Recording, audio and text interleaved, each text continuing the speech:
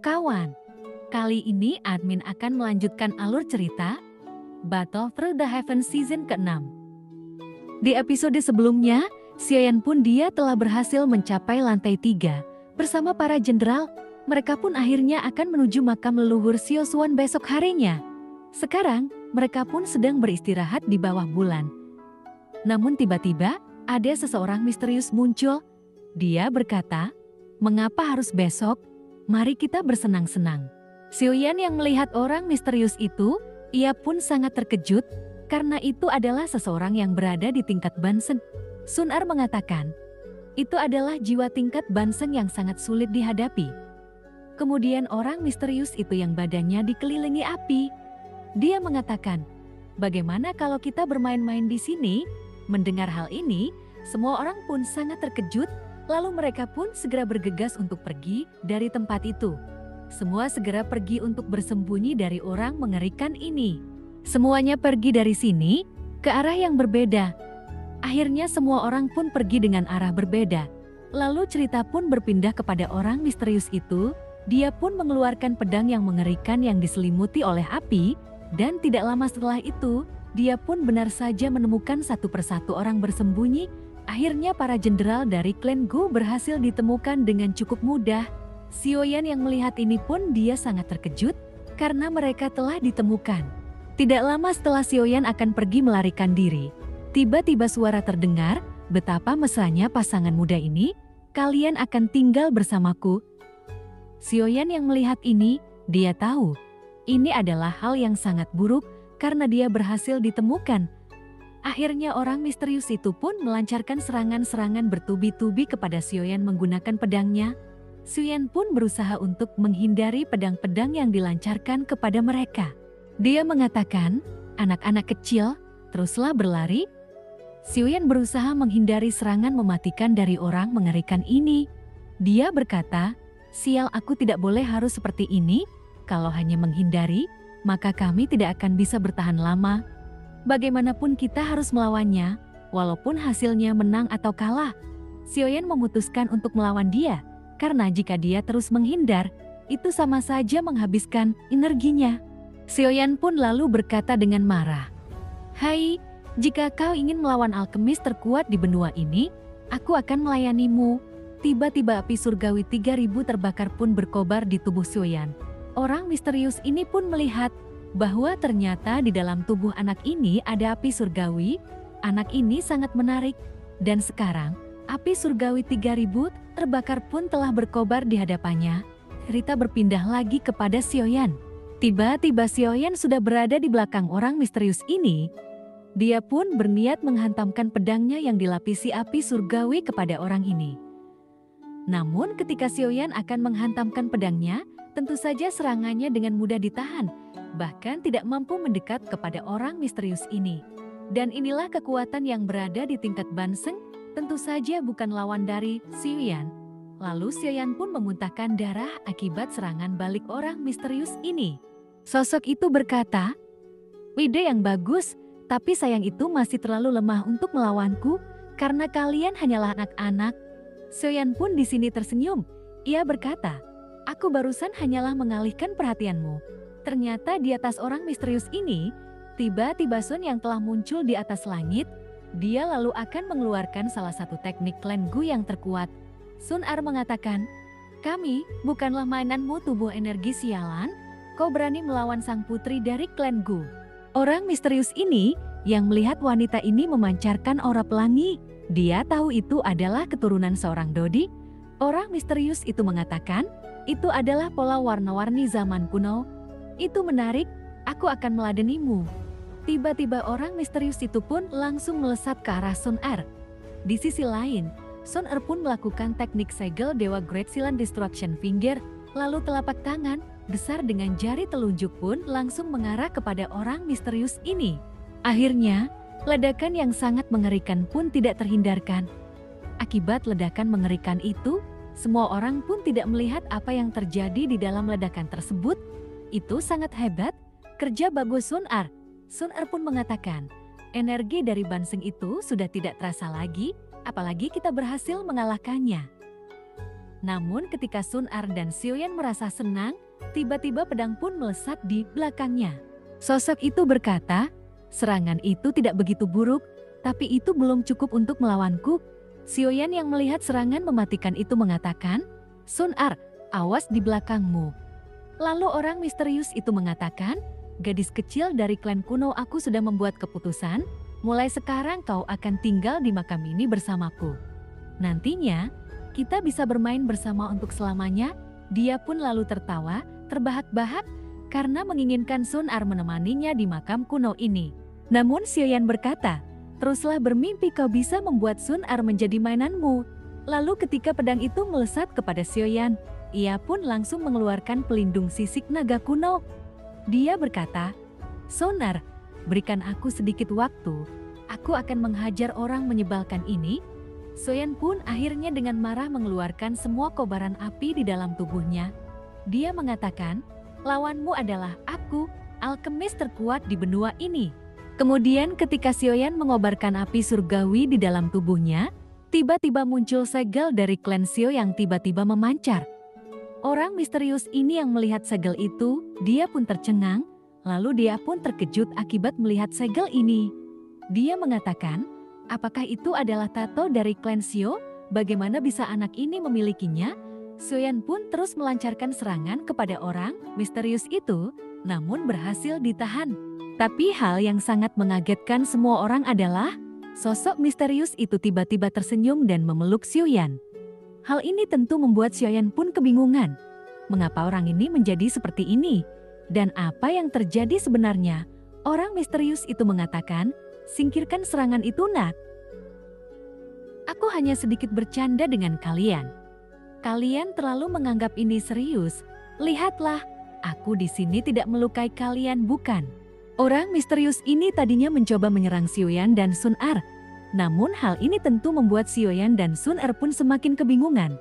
Mengapa orang di tingkat Banseng ini tiba-tiba begitu baik kepadanya? Bahkan tidak hanya itu, orang misterius ini memberikan harta-harta yang sangat berharga kepada Xiaoyan. Lalu dia mengatakan, "Terima ini, ada beberapa seni rahasia dan inti energi, ambil saja semuanya. Mulai sekarang mari kita berteman." Xiaoyan pun sambil mengambil dan memegang hadiah-hadiah tersebut, lalu dia pun sangat kebingungan, sebenarnya apa yang terjadi di sini? Mengapa dia begitu baik? Tiba-tiba setelah itu orang misterius itu pun berkata agar Xiaoyan membawa teman-temannya juga pergi. Yang ternyata, sekarang Guqiang dan para jenderal lain telah ditahan menjadi ulat bulu. Aku sudah merawat mereka. Mereka hanya perlu minum pil dan beristirahat sebentar, lalu kekuatan mereka akan pulih kembali.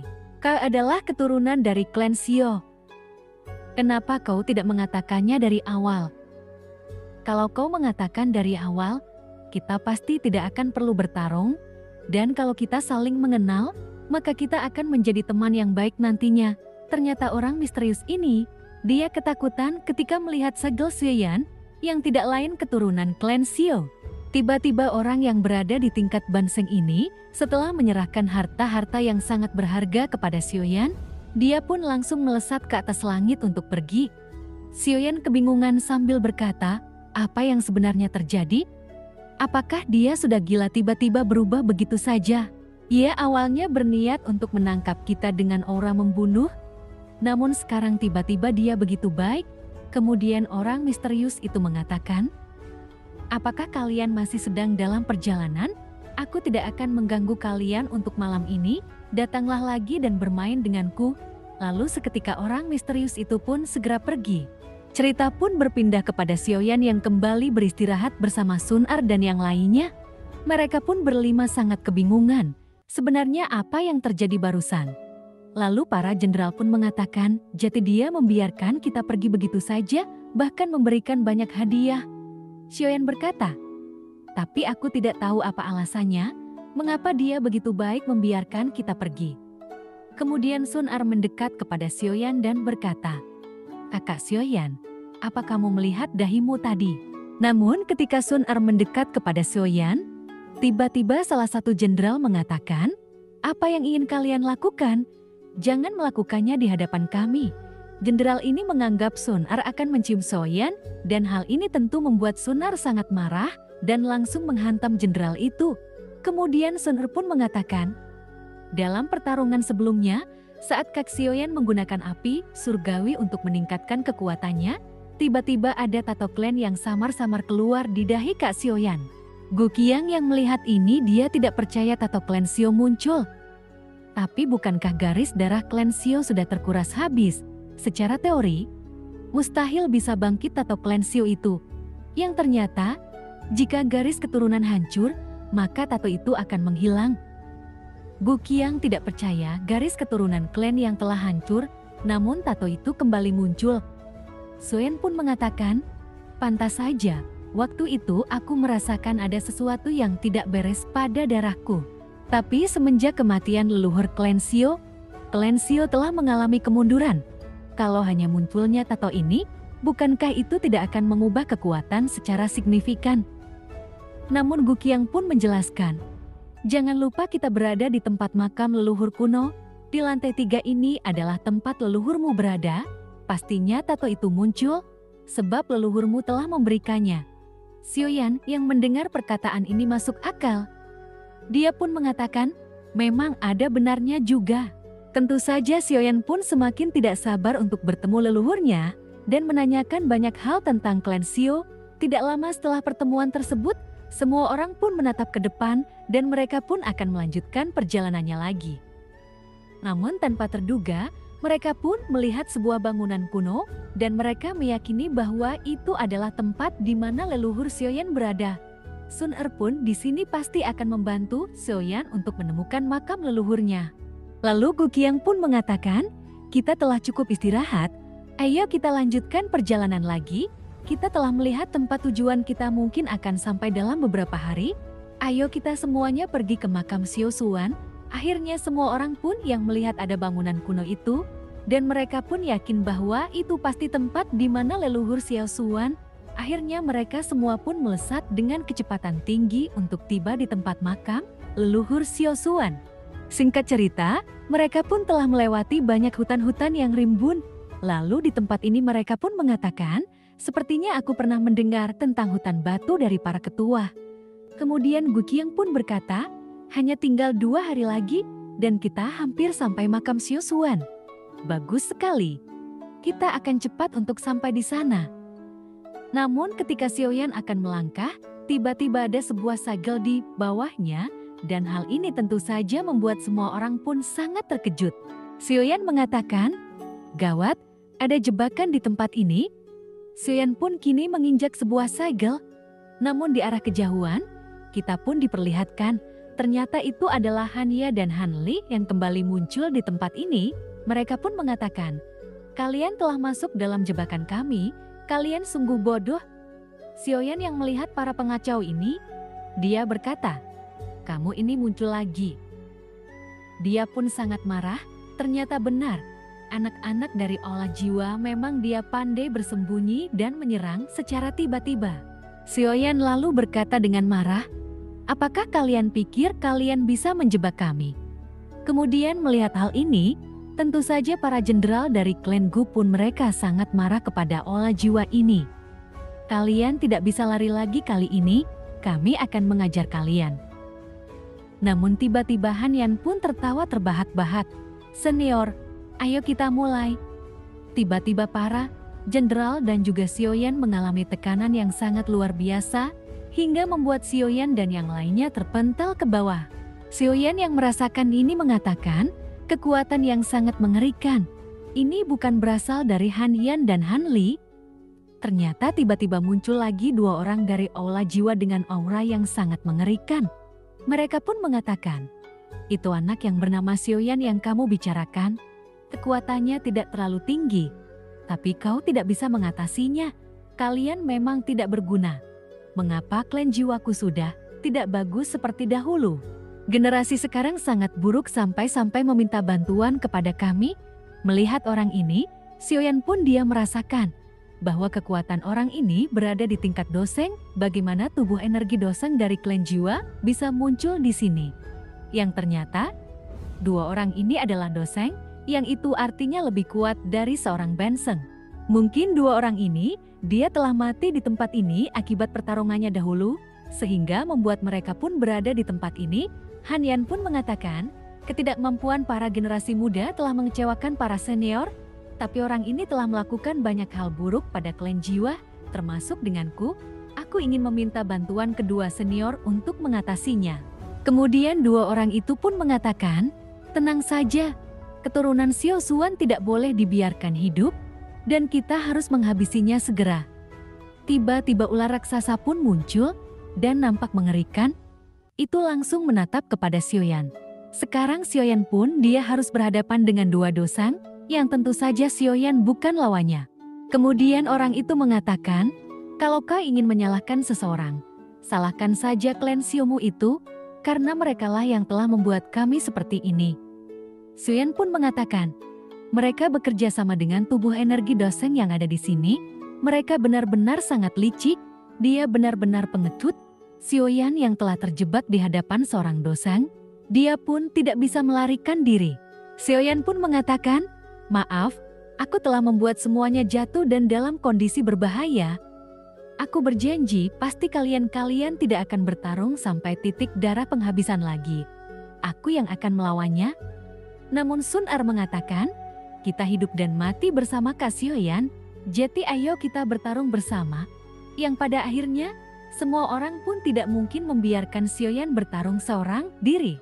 Semua para jenderal dari klan-klan Gu pun mengatakan, ayo kita lawan doseng itu, kita tidak boleh menyerah di hadapannya. Klan Gu tidak akan pernah melarikan diri, walaupun kami berhadapan dengan doseng. Di sini Han Yan pun hanya tertawa terbahak-bahak, karena dia pun yakin mereka akan dibantai dengan seketika. Bagaimanapun, level kekuatan mereka sangat jauh berbeda, dan itu tidak akan mungkin bisa menghadapi seorang doseng begitu saja. Kemudian di saat Xiaoyan berteriak, tiba-tiba tato klan Xiao kembali muncul, bahkan sangat terang. Di saat bersamaan, Xiaoyan pun memakai teknik surgawinya, yaitu Great Heaven Created Flame. Kemudian bayangan hitam langsung muncul mengelilingi Xiaoyan. Dan sudah kita ketahui, teknik ini adalah seperti lubang hitam yang menyerap apapun yang berada di depannya. Sedangkan Sun Er, dia menggunakan Golden Plume, yaitu Sun Er mengubah api surgawi menjadi sebuah pedang, dan langsung menyerang makhluk buas yang berada di depannya. Kemudian dua orang dosang ini pun langsung tertawa. Dia melihat orang-orang lemah ini lucu, dan berani menggunakan teknik doseng secara sewenang-wenang, berteriaklah dengan sekeras mungkin, dan tidak ada yang membantu kalian. Ternyata benar saja, teknik Xiaoyan telapak pembelah langit dan bumi berhasil dihancurkan oleh ular mengerikan yang diciptakan oleh seorang dosang. Teknik lubang hitam Xiaoyan tidak mempan sedikit pun, bahkan Xiaoyan harus terpental memuntahkan darah. Han Yan pun yang melihat hal ini, tentu saja dia pun tertawa terbahak-bahak, melihat Xiaoyan tidak akan mampu melawan dua orang doseng di hadapannya. Dasar bodoh, mati saja. Kau tak akan mungkin menang melawan seorang doseng. Namun ketika kelompok Xiaoyan telah benar-benar terdesak, tiba-tiba pedang merah pun muncul. Ternyata dia adalah sosok misterius yang sebelumnya telah melawan Xiaoyan. Orang ini, dia pun mengatakan, sepertinya kau telah membutuhkan bantuanku. Kemudian cerita pun berpindah kepada dua orang dosang dari Aula Jiwa, yang ternyata dia mengenali orang ini. Dia bernama Sui Dao, dan dia mengatakan, jangan ikut campur. Kalau kau tidak ingin kehilangan nyawamu, cepat menyingkirlah. Kemudian Sui Dao mengatakan, aku dipercayakan oleh Xiao Xuan untuk melindungi keturunannya. Kalau kalian ingin membunuhnya, maka bunuhlah aku terlebih dahulu. Tentu saja Xiaoyan pun sangat terkejut ketika mendengar hal ini. Ternyata orang ini telah diperintahkan oleh leluhur untuk menolongku. Namun ketika Xiaoyan melihat ke belakang, ternyata orang ini pun gemetar. Karena bagaimanapun dia hanyalah seorang benseng, sedangkan orang di depannya adalah doseng. Ini masih terdapat perbedaan kekuatan yang sangat jauh. Dua orang Aula Jiwa itu mengatakan, kau konyol sekali, Xiao Xuan. Dia tidak akan bisa muncul ke tempat ini, dan jika dia muncul itu hanyalah kloningannya. Dan itu memiliki sedikit kekuatannya, jadi itu percuma saja, dan kau hanyalah tubuh energi tingkat banseng, jadi untuk apa aku harus takut? Karena kekuatanmu berada di bawahku. Akhirnya dua orang misterius ini pun berniat untuk menyerang. Dia berkata, kau lebih baik mati dahulu. Seharusnya kamu berpikir dengan jernih dan tidak memprovokasi. Kau pasti akan menyesalinya. Dan kau akan mati di sini. Di sisi lain, para jenderal pun mengatakan, Senior Swidao, kau jangan bicara omong kosong. Maka cepat panggil Senior Xiao Xuan untuk mengurus mereka. Pasti akan dengan mudah mengalahkannya. Dia pun mengatakan, sepertinya aku kurang beruntung bertemu kalian, yang membuat aku harus terkena masalah besar ini. Cepat pergi, manfaatkan kesempatan ini untuk segera kabur. Dia pun mencoba melawan dua orang dosang secara bersamaan. Hal ini membuat para jenderal dan Sun Er pun sangat terkejut, yang ternyata dia tidak bisa memanggil Xiao Xuan. Xiao mengatakan, aku rasa dia sebenarnya tidak dipercayakan oleh leluhur Xiao Xuan. Aku tidak tahu kenapa. Tapi senior hanya ingin menyelamatkan kita. Sepertinya kita benar-benar dalam bahaya. Tapi kenapa dia ingin menyelamatkan kita? Dia hanyalah seorang benseng, sedangkan musuhnya berada di tingkat doseng. Bagaimana mungkin dia akan menang melawannya? Akhirnya Swidao, dia tidak peduli apa yang akan terjadi. Dia pun melawan doseng itu, dan bentrokan dua kekuatan dahsyat pun tidak terhindarkan. Namun sangat mengejutkan, ketika bentrokan dua kekuatan itu, ternyata serangan Swidao yang berada di tingkat Banseng malah mengalahkan serangan dari tingkat doseng ini. Hal ini membuat semua orang pun sangat terkejut. Bagaimana bisa ini terjadi? Banseng bisa bersaing dengan doseng. Bahkan dua doseng dari Ola Jiwa pun mereka pun terkejut dan berkata, apa-apaan ini? Bagaimana seorang Banseng bisa melawan kita dua orang doseng? Hanian dan Hun Li. Dia hampir saja terkena serangan jantung karena tidak percaya apa yang dia lihat. Apa? Serangan doseng dihancurkan oleh seorang Banseng? Bagaimana bisa ini terjadi? Swidao dia mengatakan, apakah benar aku sekuat ini? Kemudian semua orang mengatakan, ternyata selama ini senior menyembunyikan kekuatannya. Senior memang sangat hebat. Sudah pun tertawa terbahak-bahak dan mengatakan, wah bangka dari klan jiwa, cepatlah kemari dan meminta maaf kepadaku. Jika tidak, aku tidak perlu memanggil Xiao Xuan, karena dewa ini saja sudah cukup untuk memberi pelajaran kepada kalian. Di sini Swidao pun sekarang sangat sombong ketika melawan dosang, walaupun dia seorang benseng, karena dia baru saja bisa mengalahkan serangan dari dua doseng di depannya. Melihat hal ini, dua doseng di depannya pun dia saat murka. Dia mengatakan, arogan sekali. Tadi hanya kebetulan dan kami juga belum mengeluarkan semua kekuatan. Akan kami tunjukkan kekuatan asli dari doseng. Kemudian Swidao pun mengatakan, kemarilah nak, aku tidak takut dengan kalian. Akan kuhancurkan kalian. Tiba-tiba pedang pun langsung melesat kepada dua orang doseng itu. Namun ketika pertempuran akan terjadi dan pedang, Swidao pun telah berada di hadapan dua doseng ini. Namun aneh, serangan Swidao tiba-tiba menghilang. Hal ini membuat Swidao pun sangat terkejut, mengapa serangannya tiba-tiba menghilang. Dan tidak hanya itu, tiba-tiba dua doseng dari Ola Jiwa ini benar-benar terpental secara mengejutkan. Bahkan itu bukan serangan dari Swidao. Kemudian Xiaoyan yang melihat ini pun dia menganggap itu Swidao yang telah melakukannya. Luar biasa, ternyata senior memiliki serangan kejutan. Namun Swidao pun dia mengatakan, itu bukan serangan dariku. Tiba-tiba suara misterius pun bergema, siapa yang mengganggu keturunanku? Pada akhirnya, sang legenda Xiaoyan, dia pun muncul juga tepat di hadapan Xiaoyan. Hal ini membuat dua doseng itu terkejut bukan main. Di sisi lain, Xiaoyan sangat senang, akhirnya leluhurnya datang, dan dia pertama kalinya melihat leluhur Xiao Xuan yang sangat gagah dan aura yang sangat kuat. Kemudian Swidao dia tersenyum terbahak-bahak. Ia berkata, kalian akan mati di tempat ini? Tuan Xiao Xuan, akhirnya kau datang untuk menolong kami. Dua doseng di depannya pun terkejut ketika melihat Xiao Xuan berada di hadapannya. Ternyata kau yang secara diam-diam menyerang kami. Kemudian Xiao Xuan pun mengatakan, apakah kalian tidak terima? Apakah cedera yang kuberikan saat itu masih terasa sakit? Yang ternyata benar saja, dua doseng ini mati di tempat ini. Akibat dulu penyerangan Xiao Xuan di tempat ini, mereka pun yang melihat Xiao Xuan kembali muncul, mereka pun sangat marah. Kami sudah tidak sama seperti dulu. Akan kutunjukkan kekuatan kami yang sekarang. Tiba-tiba dua tengkorak mengerikan muncul dan berniat untuk menyerang Xiao Xuan. Tengkorak ini benar-benar besar, namun Xiao Xuan pun hanya tersenyum melihat serangan teknik ini. Dia pun tertawa sambil berkata, "Inikah kekuatan terbesar kalian?" Bahkan bentuknya juga sangat jelek. Di saat bersamaan, Xiao Xuan pun mengeluarkan salah satu teknik segel yang seketika serangan itu langsung menjadi hancur. Tentu saja inilah kekuatan seorang elit Dodi, bukan lawan Doseng. Hanya dengan satu teknik saja, serangan mereka benar-benar dihancurkan. Bahkan mereka pun terserap menuju teknik ini. Melihat hal ini, semua orang pun sangat kagum terutama Swida.